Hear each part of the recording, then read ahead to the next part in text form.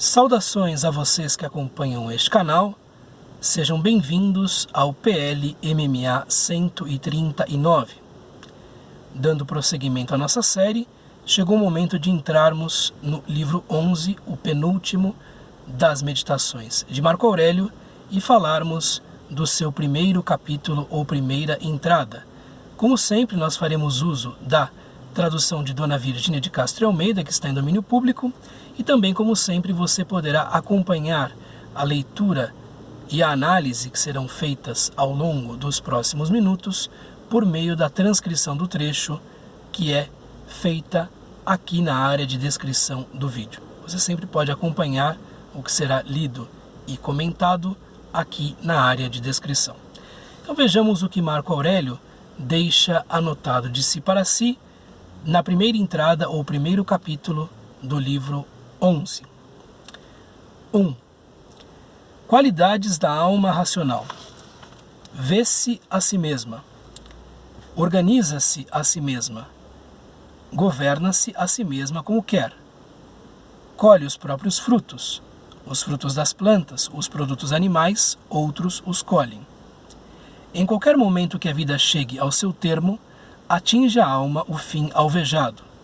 Não acontece como num bailado, numa peça de teatro e outras representações, onde a ação inteira fica prejudicada se lhe fazem um corte.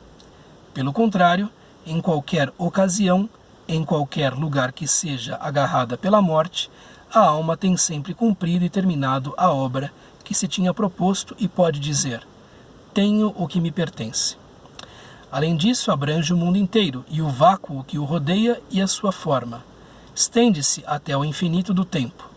Abraça as gerações periódicas do universo. Concebe-as.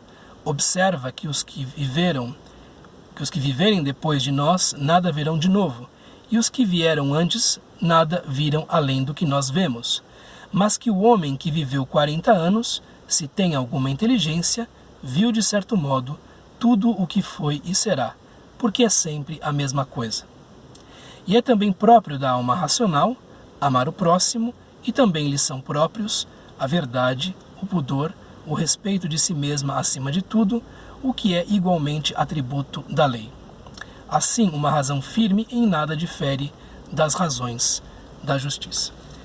Nós vemos aqui uma meditação que tem um caráter, à primeira vista, demasiado técnico, bastante descritivo naquilo que se propõe, mas se nós formos desenrolando cada um dos termos dessas características ou qualidades da alma racional, nós veremos que as consequências do que está aqui inscrito são coisas com as quais nós já tivemos contato ao longo das próprias meditações.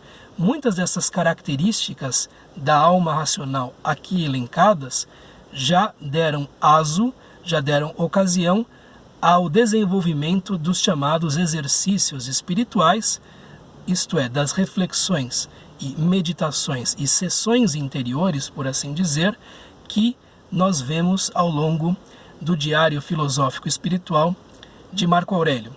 Ao falar dessas qualidades, o que ele está fazendo é justamente retomando dentro de si uma série de potencialidades da alma humana que já foram trabalhadas sob outra forma e com outros objetivos em outras partes das meditações.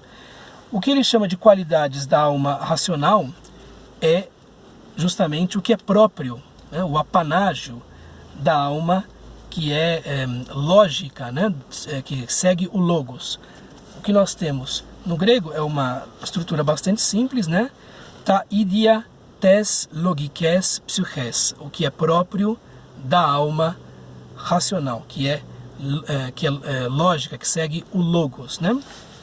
Ela vê-se a si mesma, ela é capaz de se observar, ela tem o poder de auto-observação, ela tem senciência, por assim dizer, ela consegue observar-se a si própria e por isso consegue analisar-se a si mesma ou, como coloca aqui Dona Virgínia de Castro e Almeida, organizar-se a si mesma.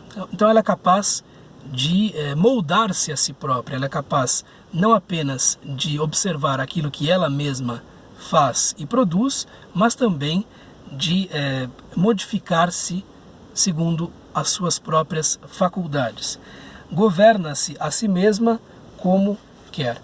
Ela se molda a si própria segundo as suas próprias intenções, as próprias ideias que formam. Existe, portanto, uma maleabilidade da alma racional, que é própria dos seres humanos e dos deuses, mas o que nos interessa são os seres humanos, evidentemente, e esta maleabilidade ou plasticidade, diríamos hoje, segundo uma visão mais, enfim, neurológica da coisa, tem a ver justamente com aquilo que todos nós já observamos, a capacidade de moldarmos nossos pensamentos, de escolhermos nossas ações, etc, etc. E aqui vem uma qualidade muito interessante da alma racional, que é ela colhe os próprios frutos, ao passo que os frutos das plantas e os produtos dos animais são colhidos por outrem. Isto é, aquilo que é produzido de bom dentro da alma racional, aquilo que a vida interior da alma racional gera de positivo, são coisas que essa mesma alma racional poderá colher, são coisas de que ela poderá se beneficiar. Por exemplo, se o indivíduo cultiva dentro de si algo como uma serenidade, ou se ele busca a felicidade, ele mesmo é que acabará colhendo os frutos da sua busca, da sua procura. Ele mesmo é que se beneficiará do seu próprio processo.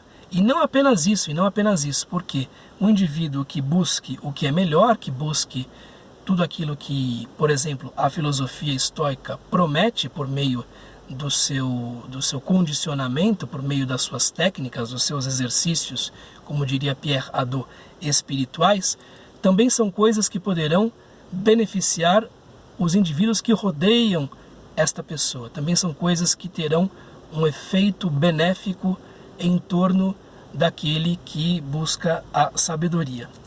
Em qualquer momento que a vida chegue ao seu termo, atinge a alma racional, não é qualquer alma, não é a alma dos animais irracionais e não é nem mesmo uma alma racional, digamos assim, mal calibrada, né? Atinge a alma o fim alvejado. Isto quer dizer o seguinte: não importa para a alma racional bem organizada, a alma racional que faz uso das suas potencialidades, observar-se a si própria, analisar-se ou governar-se a si própria, organizar-se a si mesma, etc. Uma alma que faça uso bom dessas suas faculdades não se importará com a quantidade de dias que venha a viver, com a quantidade de tempo que tenha para existir, porque compreenderá que o que importa é atingir um certo estado de desenvolvimento total das suas potencialidades, de plenitude, por assim dizer, que pode valer por muitos e muitos anos, isto é, poucos minutos vividos da maneira como a natureza preconiza que devam ser vividos, valem por séculos de vida ruim, de vida não a melhor, né? Então atinge o fim alvejado em qualquer momento, isto é, não importa se o indivíduo vive 25 anos ou se vive 125 anos. O que vale mesmo é saber como ele vive, é ver se ele consegue obter da vida, por meio de tomar a natureza como guia, né? Como a filosofia estoica coloca, se ele vai fazer o bom uso da sua vida e se vai realizar-se na sua vida, ou nos 25 anos que vem a viver, ou nos 125 anos que lhe sejam dados.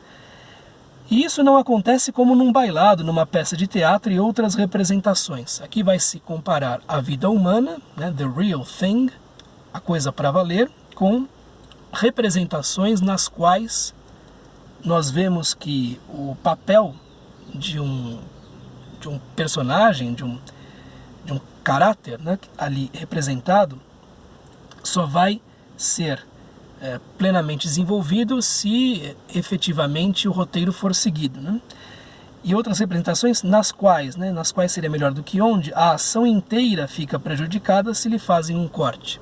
Então, por exemplo, se se tirar Hamlet do início da peça, a tragédia inteira não terá nenhum sentido. Se se tirar Antígone ou Creonte do início da peça de Sófocles também, a coisa não terá sentido, e por aí vai, né? Agora, pelo contrário, na vida real, em que a natureza nos prodigaliza com faculdades interiores apreciáveis e faculdades interiores que nos dão a possibilidade de uma grande satisfação, né?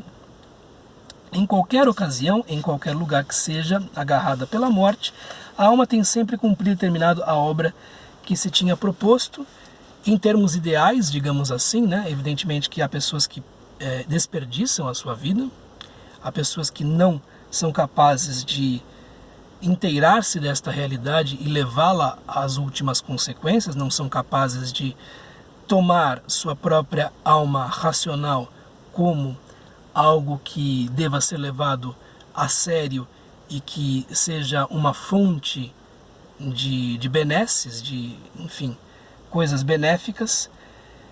Em qualquer lugar, em qualquer situação, circunstância que seja agarrada pela morte, a alma tem sempre cumprido e terminado a obra que se tinha proposto e pode dizer: tenho o que me pertence.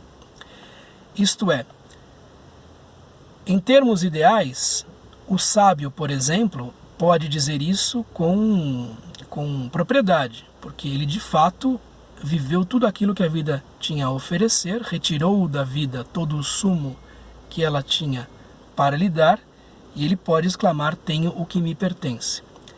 Agora, o ser humano comum, o não sábio, e pior ainda, aquele que é o estulto, né, aquele que é o não educado, não terão essa mesma impressão diante de si próprios, não terão a impressão de que a vida que tem, seja ela da duração que for, deu a esse indivíduo aquilo que lhe pertencia. E, portanto, nós teremos aí pessoas que muito provavelmente estarão diante da morte, estarão no leito de morte, cheias de arrependimentos, remorsos, mágoas, amarguras, enfim, cheias de sensações de que não fizeram bom uso dos seus anos, especialmente dos seus anos em que tinham saúde.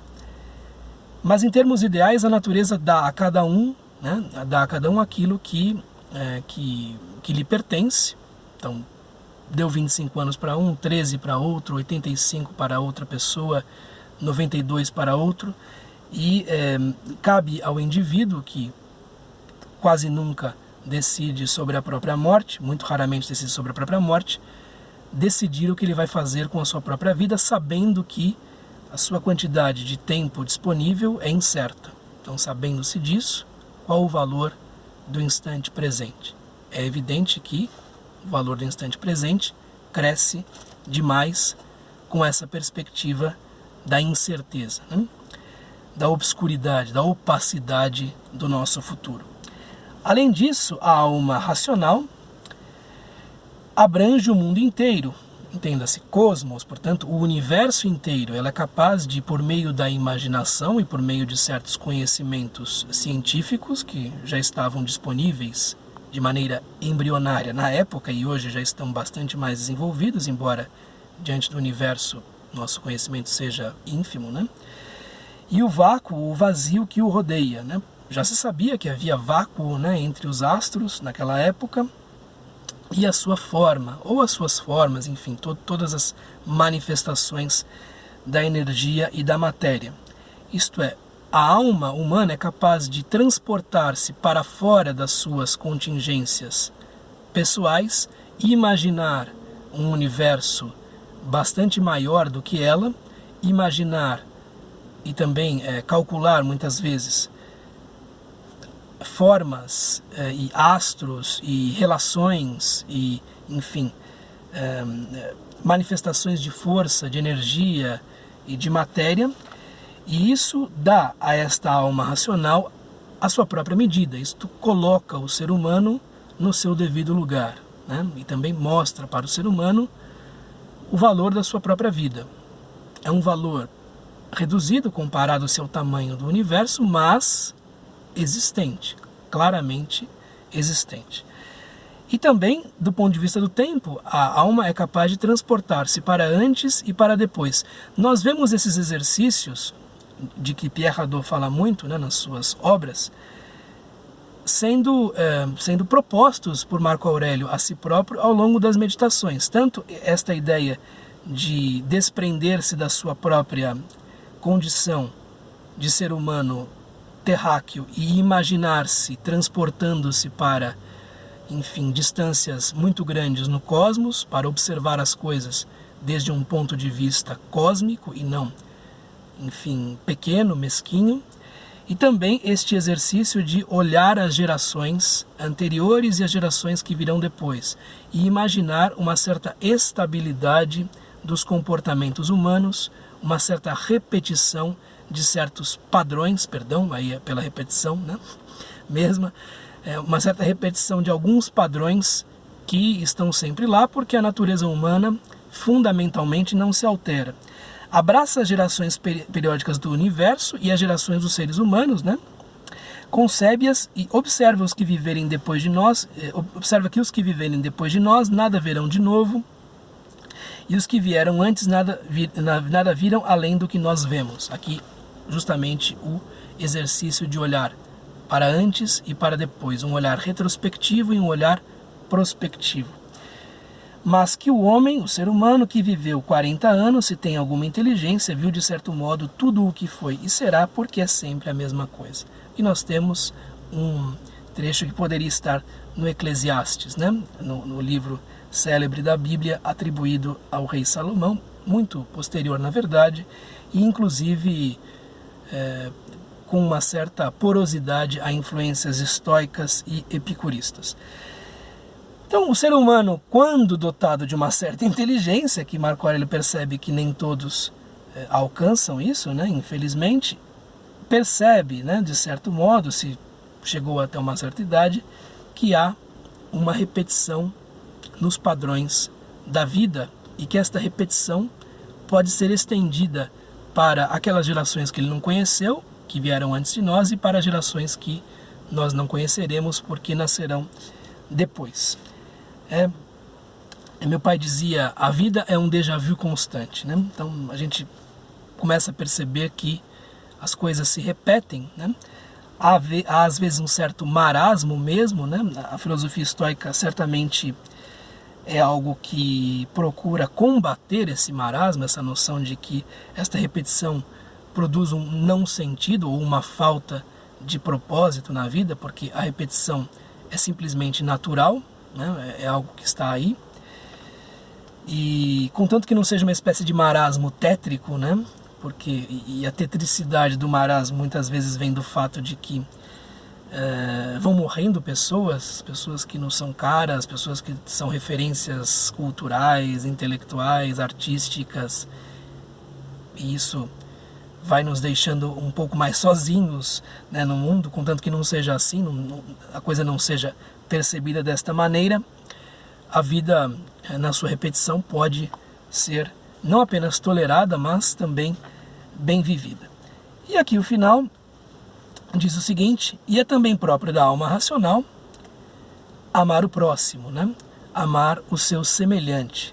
Aqui é o termo que é usado também nos evangelhos, aí como próximo, o vizinho, o semelhante.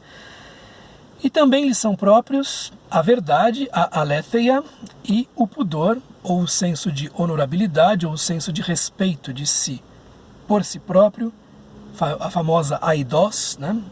Palavra importantíssima, e o respeito de si mesma acima de tudo, e o fato de que nada deve ser estimado mais alto do que ela. E por que ela se estima a si própria o mais alto que existe? Porque ela é justamente tocada pelo Logos. Sendo o Logos o que governa o universo, a alma que reconhece em si esta centelha divina do Logos vai estimar-se a si própria superior às demais coisas, né? Então a racionalidade do ser humano não é uma racionalidade, estoicamente falando, unicamente restrita ao cálculo, né? É uma racionalidade que tem algo de holístico, de abraçar o todo, de perceber uma harmonia universal que hoje muitas pessoas não são capazes de observar.